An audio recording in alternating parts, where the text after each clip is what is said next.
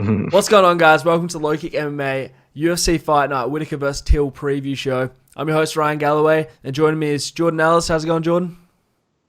It's going good. How's it going for you? Yeah, not too bad. Obviously, this weekend's card, Whittaker vs. Till, big moving night for the middleweight division. A lot of questions will be asked in terms of who's next in the title picture, following the Adesanya versus Costa fight. Probably one of the better fights on Fight Island as a whole. It's one I've been waiting for personally, this matchup between Whittaker and Till. I thought we were going to get it earlier in the year, maybe in February. Obviously, Whittaker was booked to fight Cannonier and ended up having to pull out because of personal reasons. So I'm glad to see it happen now. And yeah, what's your thoughts on the fight in general? On the actual fight, it's a pure 50-50. I was, looking into the odds a couple of days ago, and it is the bookmakers can't split them. I can't really split them, but it is a perfect fight at the perfect time. I think the winner would be justified in getting a title shot. They might have to go through Jack Manson in the meantime, but if the winner of this got an immediate title shot, you wouldn't hear me complaining. For sure. I mean, I think a lot of people are gunning for Till in this one just because they want to see that matchup between Till and Izzy. Obviously, that'd be a huge fight for both the guys. But I think in this matchup here, it's going to really depend on how Whittaker turns up, because I think Whittaker has all the skills to beat Till, and I think that in my eyes, there's more likely that Whittaker will get the win here. But if he doesn't show up and use all his skill set, it's going to be a hard night for him, right? Because he's a great wrestler. We've seen it before. He fought Romero. He wrestled Romero for a couple of times through their fights, the 10 rounds they did.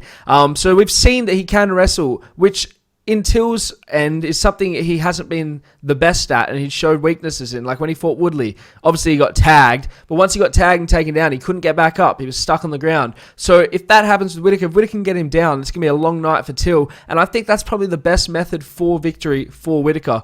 On Till's end, he's got a lethal left hand. His left hand's dangerous. Everyone knows that, and I'm sure Whittaker knows that too. But the problem is, that's coming. The way Till sets it up with his striking and what he did to Gastelum, right? So he stood at range, he picked him apart at range. The second Gastelum stepped in the pocket, he clinched up, right? I don't know if he wants to do that against Whittaker, but he's just a technical striker. So on the feet, I would probably favor it towards Till, but I think Whittaker has more tools to get the victory in this one. Yeah, I'm going to obviously back Till. He is from my hometown. I'm backing him anyway. But just overall, I don't think the best Whittaker's going to show up. I think he's maybe, had his best day. He's had some really tough fights. And, anyone who's voluntarily stepping away from the sport, saying they've had enough and, taking them breaks, it's never a good sign if he's mentally or physically fatigued. Whereas on the other side, you've got Till, who's a hungry up-and-comer. He's right there. He's gunning for that title. So just on a mental approach, I would go Till as well. And then stylistically, Whittaker's coming off a big knockout loss. And, we've seen that against, we've seen Till when he come off that loss to Masvidal. He was hesitant against Gastelum. And you might get the same from Whittaker because that was a brutal knockout loss and he got caught coming in. And I think Till is one of the biggest punchers at 185. So you'll be a bit worried about that. In terms of the wrestling, we haven't seen a lot from Till. I can think you can discredit the Woodley knockout the Woodley submission and wrestling just because he was already half knocked out anyway. He'd been absolutely chinned by the biggest puncher at 170. So I don't think we've seen too much wrong with Darren Till's wrestling. I think he's a big guy. I think he'll be able to stuff any takedowns that are coming from Whittaker. And I expect them to just nail him at some point. I expect Whittaker to get a bit reckless at some point, diving in. He might be getting outpointed and then he'll just get caught. But as I said earlier, it is a 50-50 fight. It's anyone's fight. That's why it's so exciting. Just can't wait to watch this one. Yeah, well, the other thing to remember is that both these guys fought at 170, and at 170, Till beat Stephen Thompson. They had a back and forth, a controversial victory there. Some people saw it for Thompson, others saw it for Till. Obviously, the judges did too. Whereas Whittaker in his run at 170, he got finished by Thompson. So it's not like he hasn't lost to technical strikers before. Obviously, he just lost to Adesanya, who's one of the most technical strikers in the sport. Yeah, I think in the stand-up, I'm going with what I said before. I think in stand-up, Till's much better. But the other thing I'm thinking of, if Whittaker does pull this off and get a win here, that Hermansson fight's right now, that's going to be the one that we see, right? But if Till wins here, I think he goes to a title shot. People like Till. He's a crowd favourite. I'm sure Adesanya will want a fight with a big name after beating Costa, because as much as Costa's great and he's the clear contender, number one contender, he's not the name value that Till brings, right? I think we can agree on that. So I think Adesanya might be looking for another defense. Well, I think he will be looking for another defense at 185 to end out the year. And if he can get Till and then go up to light heavyweight and fight Jones in 2021, like he was talking about, maybe that's what he does.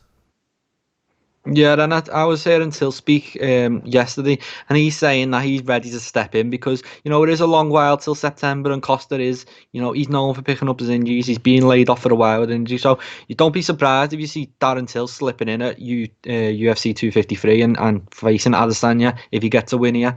Whittaker, yeah, obviously, if he wins, who's going to pay to see that rematch, because it was pretty one-sided, and if he beats Hermanson and Till and does it in present fashion, then yeah, maybe he just had an off night against Adesanya. But until he does that, he's not going to be getting a title shot off the back of this. It is Darren Till I'm focused on in terms of getting a title shot off a win here, and I think he can do it, and I wouldn't be surprised to see him slip in September. For sure. So we'll move on to the co-main event, which is a vintage matchup between Shogun Rua and Antonio Rogero Nogueira. Obviously, these guys have fought twice before, and Shogun won both those fights. So this is I guess a rubber match of sorts, but we've seen it twice. So I think in this matchup, we'll probably see the same thing. I think we'll see Shogun win.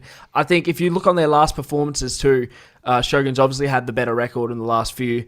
And they're both getting up there in age. I know this is Nogueira's last fight. He's retiring after this one. He said it. This is his final fight and he's retiring. Shogun is not that old, but maybe he should consider doing the same because he's had a long career, and he's versed some of the best guys. Yeah, I'll give it to you to break down in terms of the matchup. I think it's pretty much a mismatch in my opinion, just because Shogun, he is past his prime. He's not going to win a title, but he's still one of the best guys in the division. And that's just incredible considering how long he's been around. Since these two last fought in 2015, Shogun's only lost once, and that was against Anthony Smith. So there's no shame in that at all. I still think he's pretty. He's not close to the top of his game, but he's still one of the best light heavyweights, which is amazing. And whereas Nogueira, I just don't think he is. I think he's been on layoffs. He's been inactive. I expect Shogun to actually finish him in this one. I expect him to get the win and get a big win, and hopefully have a few more fights before he calls it a day, because he's still there. He's still got the talent. There's no doubt about that. Whereas Nogueira is Yeah, it's definitely a good idea for Nogueira to hang it up after this one, I think.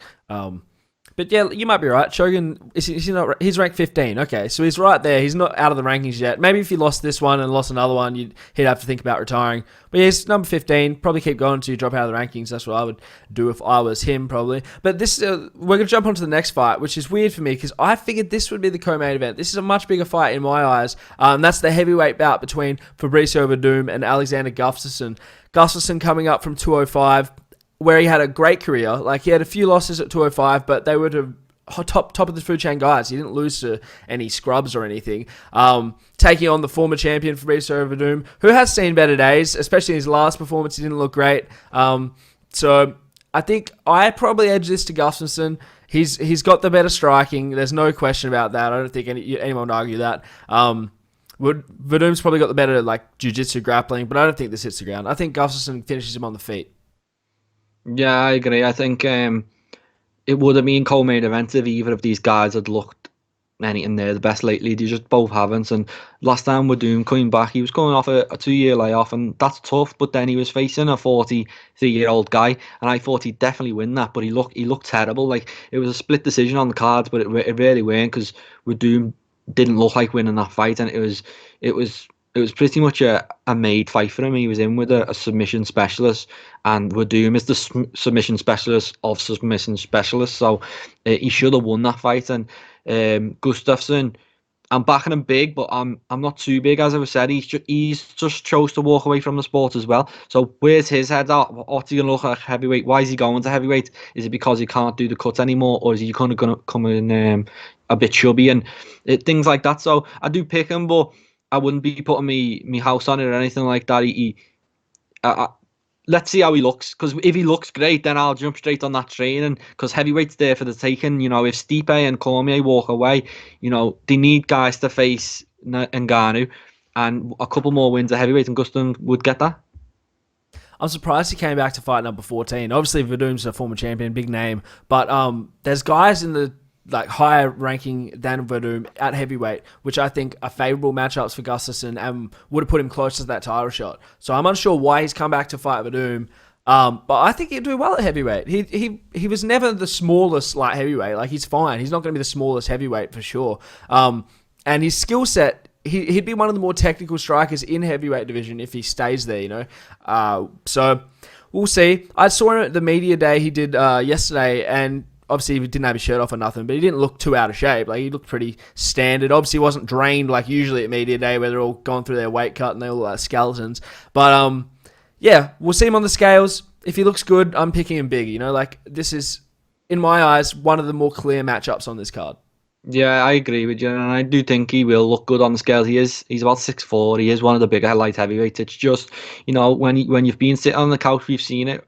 A lot of people stepping up to heavyweight lately, and they don't look good. So I'm hoping he does look good. And then obviously he's picked Werdum because although he's ranked 14 and he's in his 40s now and things like that, if you beat Werdum, you still got Werdum on your record, and he's one of the best heavyweights to ever do it. Full stop. So this will be a good win for Gustafsson to introduce himself, and then I think after that there'll be a big jump from where he is now. He'll go straight into potentially a top 5 fight once he gets through this one, and I think he will. Yeah, I hope to see it too, because like I said, I think he can do really good at heavyweight. But we'll jump down to the fight before that one, which is a bout between ranked women's strawweight fighters, and it is Carla Spazza versus Marina Rodriguez. And they're strawweight, right? Because I got that confused last time. It was flyweight and strawweight. These were strawweights for sure. This matchup's pretty simple in my eyes. Striker versus the grappler. Rodriguez the better striker, but she hasn't really shown recently that she's got crazy power. She's going to put her out. Esparza's the much better grappler. Rodriguez showed in her last view that her takedown defense. Who did she fight? So I'm forgetting. Was it Waterson? Maybe no. Calvillo last time. Yeah, Calvillo, and she got taken down over and over again. Her takedown defense was not great at all, which is something she's going to need against Spazza, right? Because Spazza's takedown, her wrestling's probably one of the better people in the division. So in my eyes, it's pretty clear. I think it's going to be a decision. I think Spazza's going to take her down and beat her up on the ground. Yeah, I'm a big Spazza fan. I think she's always game. Although she's not the best striker, she's always game to strike, and she'll go in with everything she'll got. And sometimes she's running in with her head, just taking punches to get punches off. She's a really game girl, and she's so I really enjoy watching her fight. But every fight she seems to have is really close. So this is gonna go 3 rounds. This is gonna be close on the scorecards. But I expect her to get the win. Rodriguez, she's impressive fighter, but 2 draws in 4 UFC fights, I think it is. So obviously she's having tight close fights as well. So I expect it to be really, really close on the scorecards, and anyone can get it. But I always fancy Spazza. I just think she's one of the gamest fighters on the whole roster, really, and always like seeing her fight. But it will go the cards. Don't expect anyone to be getting knocked out in this one. Yeah, I think I don't see Rodriguez being so dangerous that Esparza's going to get finished. Like you said, I don't see a finish. Well, not a knockout finish anyway. But I think she will dominate the scorecards. I don't think this will be close. I think this will be 3-10-9s for Spazza, right? Because she's just going to take it down. Rodriguez hasn't shown her takedown defense is good enough to stop the takedown. So this is one of my big picks in this card. I would definitely pick Spazza on this. So yeah, they're quite tight. I always envisage this one being tight because she is good, Rodriguez. But based off that last fight, maybe you've seen something I haven't. But I think it'll be tight and maybe a split decision, and Esparza will eke it out. But then you could even get another draw again. These girls are so well matched in these light divisions. They are, for the most part, really well matched. And then you obviously get the top girls who pull away. But in the middle of that, the contenders, they all are so matched, and you can all beat each other on any given night. So it's a good fight. For sure. And so before that one, we have Paul Craig coming back to fight Gadzhimurad Antagulov. So that was a tough name to say, but I got there. This fight here, So when I was looking at this one, it occurred to me that both guys like grappling. Both guys are grapplers. Obviously, that's Paul Craig's thing. He's a grappling specialist. Whereas Antigulov is more of like instead of a jiu-jitsu guy, he's more like a wrestler. He'll just hold you, take you down, and beat you up. So breaking this one down, I thought maybe it was going to play into Paul Craig's game that he'd find a submission being on his back because he's comfortable on his back, right? But the more I think about it, the more I want to take Antigulov because in the stand-up, I think he has an advantage. I think he probably is good enough not to get submitted on the ground. So I think he'll be able to control the ground exchanges as well. So I can't really see Craig winning this fight unless he can pull off, unless he finds a submission. Because Antigulov does get tired though. He gasses out, right? So if he gets tired, maybe he gets caught in a submission. But otherwise, I'm going big on Antigulov. This is another one I really struggle to split these two. I think it's such an even matchup. I think Paul Craig can definitely submit Antigulov. I think, as you were saying, if he gets tired, and Paul Craig's I think we've seen him do it a couple of times where he's pulled off really late submissions, and so that's a point for him. But then obviously, if it's going to end in submission, I think if this fight ends, it's going to be submission. I don't see a knockout again in this one. I think the grappling exchanges, if Antigulov takes it to the floor, he is in danger. But then Paul Craig's in danger as well. And this is a really 50-50 fight. This is it's great matchmaking, really. And it's just one of them where I don't even really want to make him pick. I'm going to pick Paul Craig because he's from my ways, but I don't have a big favourite in this fight. I really couldn't separate them unless you asked me to. So I'm just going to sit back and watch this because I'm sure it's going to be a fun one. It's quite a few guys from like the UK on this card, especially in the prelims. Stacked of them, right? All the Fight Island, and there's a few good guys on the undercard, which we'll go through in a minute. But throughout Fight Island, we've got to see some UK talent, and Paul Craig's one he's been there for a while now, and he's earned his due. As I said, I was bigging up Shogun before, and he got a draw with Shogun last time out. So I rate that result. I think he's building into his UFC career. He had a tough time to start, and now he's getting there. And I do fancy momentum-wise he might get it, but Antigulov's not going to be any joke. And yeah, I'll just sit back and leave these two to fight it out and see what happens. For sure. So the matchup before that one, Alex Oliveira versus Peter Sabota. I'll throw it to you first. What do you reckon?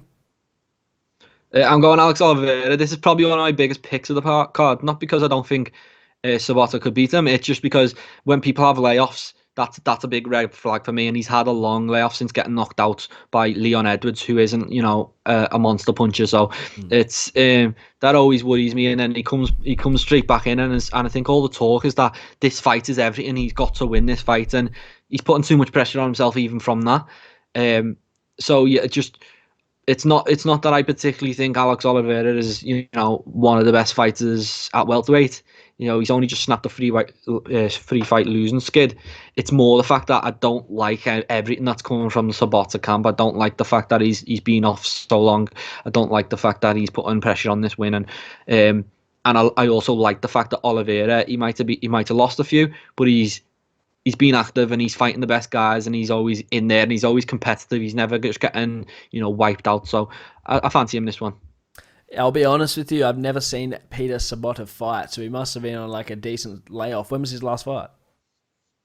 It was Leon Edwards a couple of years ago. He got knocked out in about 8 seconds or something crazy. He just got, by Leon Edwards. It was round 3. What am I thinking of? Anyway, he got knocked out by him in round 3 in 2018. Okay, so it wasn't that long ago, but yeah, I haven't seen him fight. So you go. What did he get? He got knocked out in like the last second. I knew it was like some type of weird time. It was like the last second of the fight, and he just got cleaned out. But I just don't like everything that's coming from. I don't like them layoffs. I just don't. I think you should be as active as possible. I do believe in ring rust, and I know a few fighters proved that wrong. For the most time, people come back and they don't look as good. And I don't expect Sabota to be at his best. He's 33.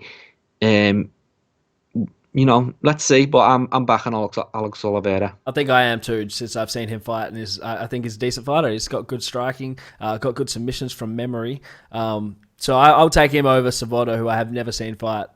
So yeah, I'll agree with you on that one. Opening the card is Kazmat Chimaev, who fought like last week, is already fighting another one against Reese McKee, who's a guy from your area, I think. He's Cage Warriors champion, right? Yeah, he's a cage warriors guy. He's a really good kid as well. He's 24 and he's been knocking on the door for a while. So it's just a shame for him that it's come in this circumstance. Like, Yeah. because honestly, uh, um, I want Reese to win, obviously. But he's been fed to the wolves a bit. He is like 7 days notice. He's got to fly across the world, quarantine for 2 days. I think he had to quarantine 2 days in London, then fly over to Abu Dhabi, quarantine 2 days there. He's got to cut all this weight. It's everything's stacked against him. If he pulls this off, this will be an amazing upset. I think he's about to. I think Chimaev's about 1 to 10 to win on the odds makers. He's a massive favourite, and Yeah. there's a reason for that. He's fresh, he's ready, and unless he's severely drained by the weight cut to 170, I don't see him not winning this quite quickly. Yeah, well, we'll definitely get to see if he's the monster he was at middleweight, at welterweight. Obviously, he's a big guy. Like he looked fine in middleweight. He didn't look like a small guy there. So for him to go down to welterweight, if he can just dominate the way he did, this could be a long night for Rhys McKee. As far as the matchup goes, you know what's going to happen. McKee's going to try and keep it on the feet.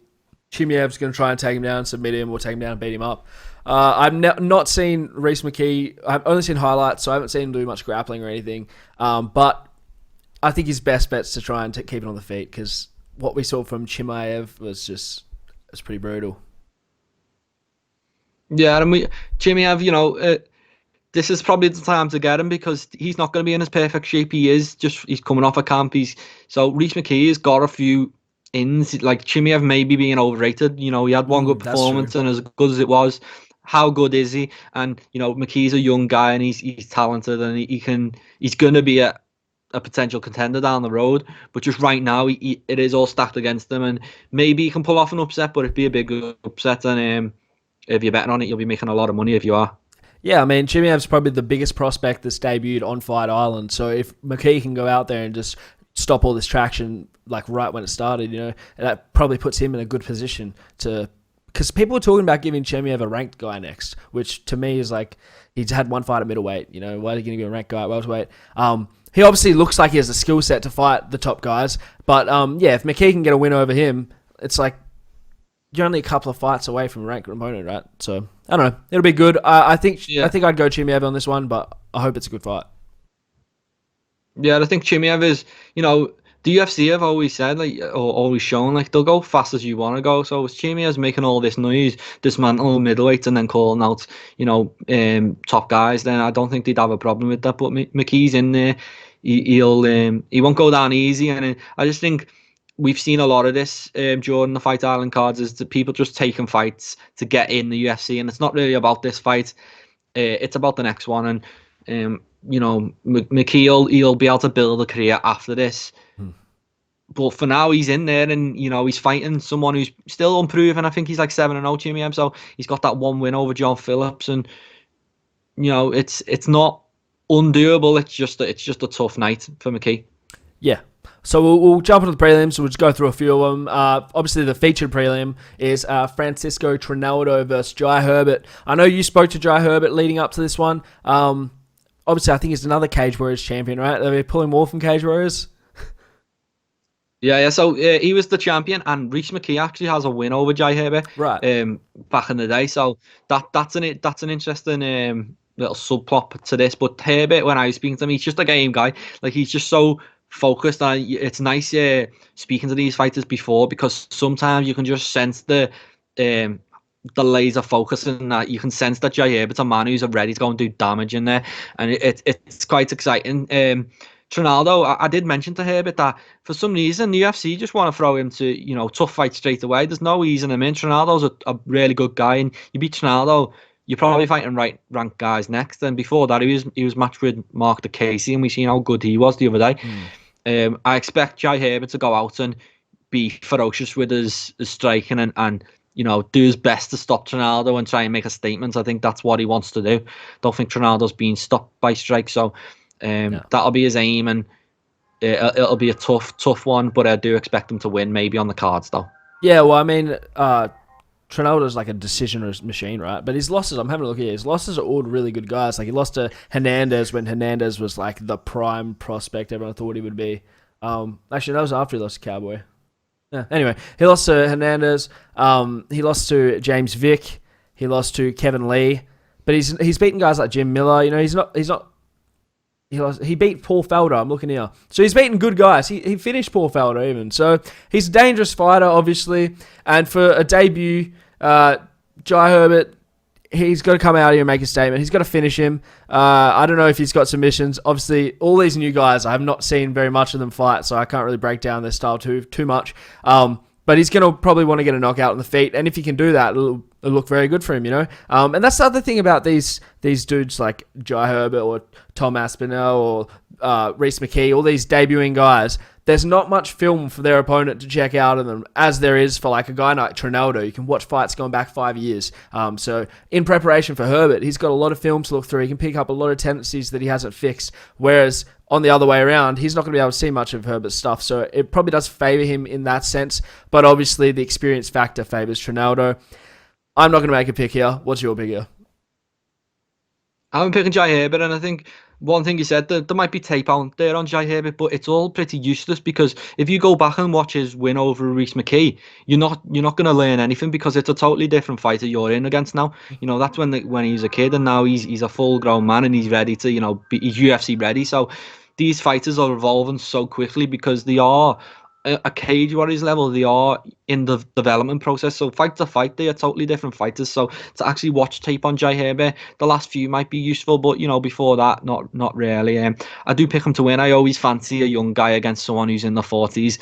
Trinaldo's a tough cookie. I don't think he'll go down easy. Joy Herbert, he'll be determined to get that knockout, but he needs to be careful about going too hard for it because Trinaldo's a dangerous guy, and respect them, but take him out is my thinking. Yeah, well, just going down in the fights, I suppose we'll jump down to the next person you spoke to last week, which was Tom Aspinall. You spoke to him, right? Am I not blanking here? Yeah, I did. What do you have to say? Yeah, Tom Aspinall.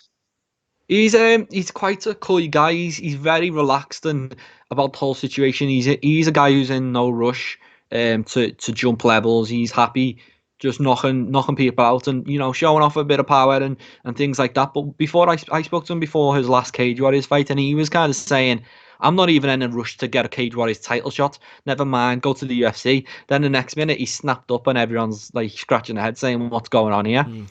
What turned out is that he's such a hard guy to match. Like, no one wants to fight him. There's not a lot of heavyweights around the UK scene or Europe who are interested in fighting Tom Aspinall, and that's just credit to him.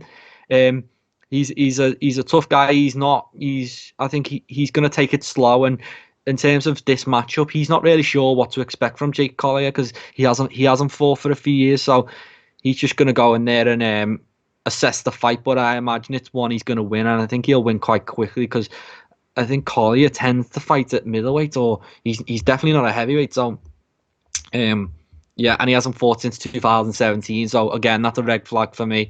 It's a nice matchup for Tom Aspinall, and he'll take his time in the UFC. Don't expect him to be climbing up the rankings too quick. He'll just be knocking off guys whenever he can. Yeah, well, I'm looking at it now, and it says Jake Collier was fighting at middleweight, which is odd for someone to be at middleweight and then come up to heavyweight like that. But I look at their statistics, and he's only 2 inches shorter, so he's not drastically smaller in this matchup.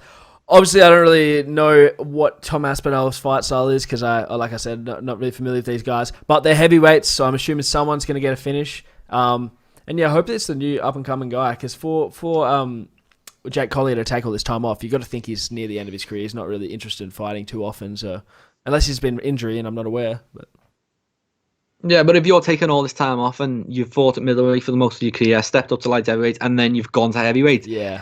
Unless he's a huge guy and he's Anthony Johnson levels and he's struggling to actually make that weight, it's a red flag. And he's one. Maybe Gustafsson won't come in a bit chubby, but I'm sure he will be. Yeah. So Tom Aspinall, I think it's a good fight for him. I think he didn't want to be moving too quickly. He's only 6-2, I think his record is, Tom Aspinall, or 7-2. So there's not he hasn't got that experience. So it is going to be tough for him, getting the experience in the UFC without stepping too quick. But Jake Collier is a perfect matchup. I expect him to get a quick knockout, really. For sure. And we'll jump out to the next heavyweight bout before that, which is Tanner Boza replacing Justin Taffer to fight Rafael Pessoa Nunes. Big hitters. We saw Boza recently, didn't he? Fought not long ago, and he finished that guy. Real fast flurry and caught him. So I think we'll see probably the same. Watching both these fighters, they're both strikers. Someone's getting knocked out. Probably going to edge towards Boza in this one just because recency bias and seeing him finish whoever he fought not too long ago. But what do you think? Yeah, I like Bosa just from what I've seen in the last fight. It was brutal knockout, and it's hard not to go with someone like that when it's so fresh in your mind. And with heavyweight, there's no cut, there's nothing really to worry about. He's going to be raring to go. So, and it's a great opportunity for him. And I always believe opportunity is something that will drive fights on to be better. And he can put back-to-back KOs together. He's a contender then in this division. He might not be beating the top guys yet, but if you're knocking guys out consistently and in brutal fashion, you're going to be getting a ranked opponent sooner rather than later. So I fancy Bosa. I just hope it's a good fight because sometimes these heavyweight fights do tend to be boring, but hope you get a quick knockout and on to the next one.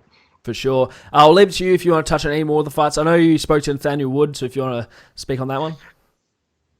Yeah, Nathaniel Wood, he's a top guy, and he's only... Like, he was fighting John Dodson last time out, who's a title contender and has been his whole career. So this is the level he's at. And originally he was supposed to fight Umar Nurmagomedov, and he unfortunately had to pull out.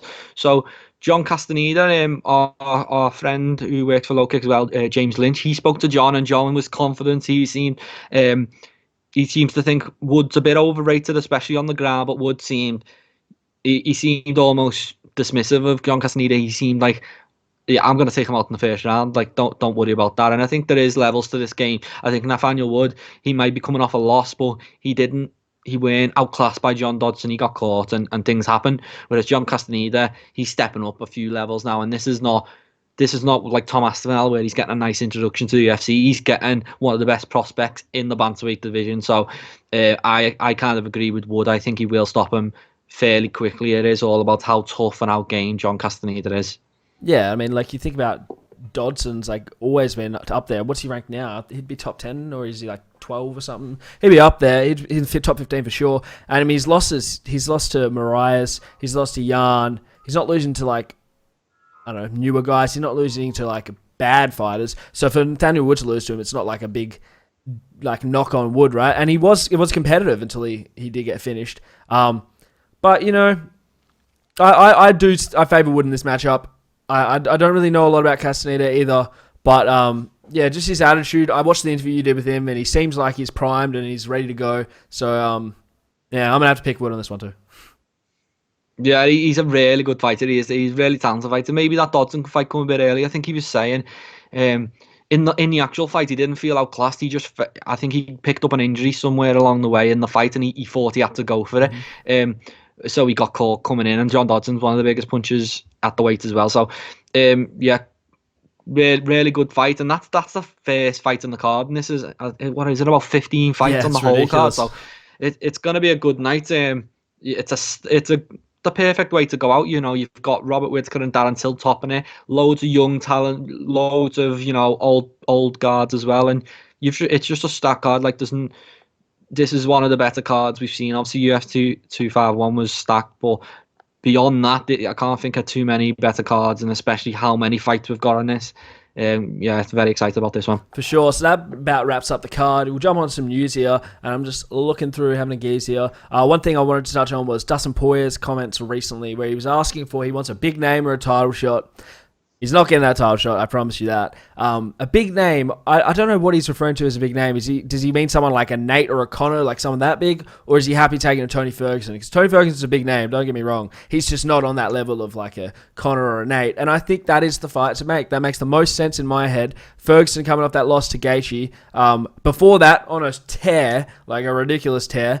Poirier coming off the win against Hooker. Lost to Khabib before that. I think that's a perfect fight for both of them, and the winner of that has a strong claim on the title shot after Gaethje and Khabib unify the belts. What do you think?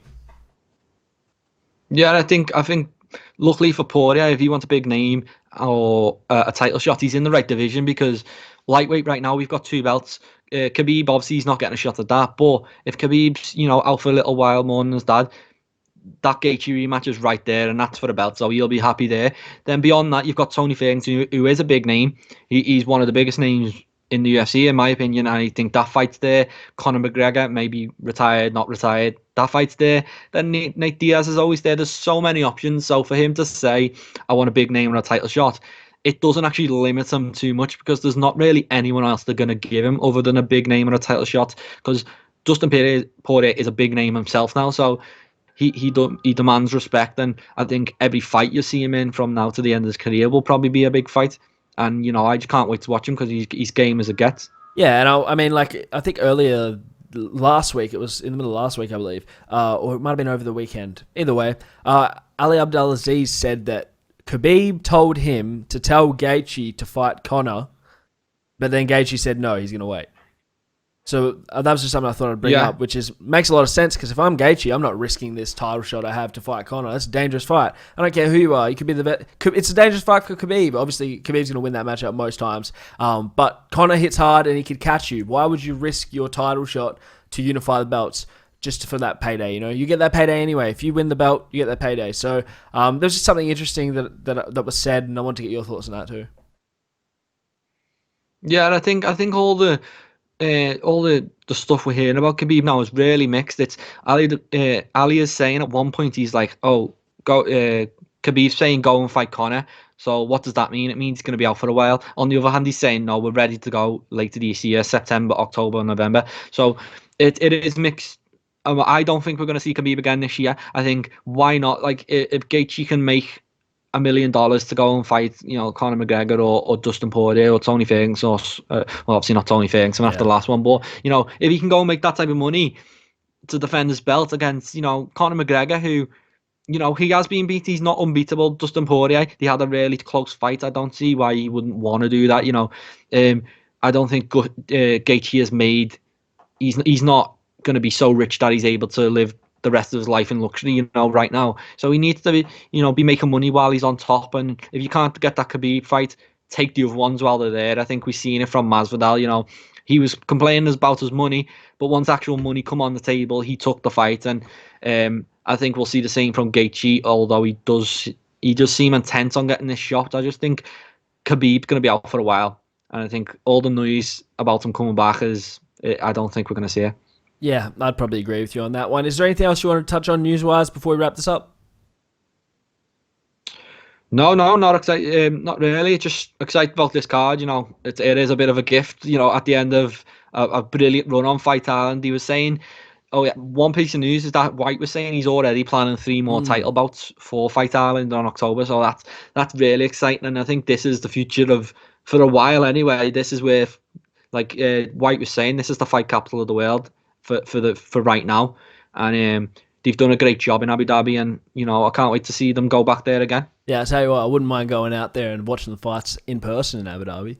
Maybe apply for that one, try and get that one sorted. But who knows? It'd be epic, but I don't think we're getting that anytime soon. I don't think we're getting back in arenas this year anyway. Yeah. So it's this is the best we've gotten.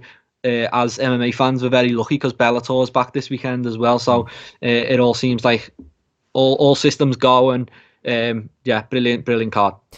All right, well, that wraps it up. Thanks for watching, guys, and we'll speak to you after the fights to break down all the action.